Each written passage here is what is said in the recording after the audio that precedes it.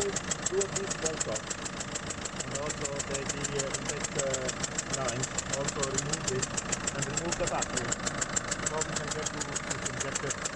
There's also a leak of pipe which is very critical, so we got to be very careful with it. So after the repair we will give you the result.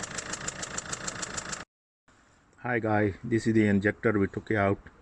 We showed you earlier on that it was leaking from underneath. We cleaned this, but as you can see, there was a washer here which has been leaking, and you can see it's a blackness on there on one side.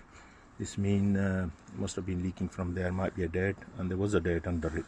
We now cleaned it, and now we're going to fit a new washer in there by putting a little bit of grease under it, so this washer won't fall off.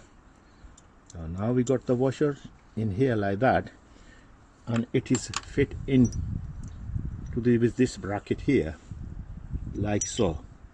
The bracket goes like that, and then is tightened up by this bolt here. This is the bolt, and it goes into this bracket like that, and it's tightened up. Once it's tightened up,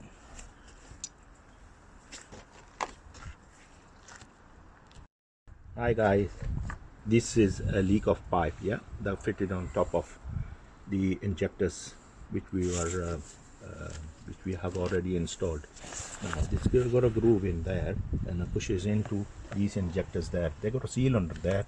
Once it's pressed down, it locks itself into these white locking devices, and then it locks in, and it stops it from leaking because it got a seal, this green seal here, which goes and it stops it from leaking. That's how it fits. Just push it down, and that's how the leak of pipe is fitted in there. As you can see,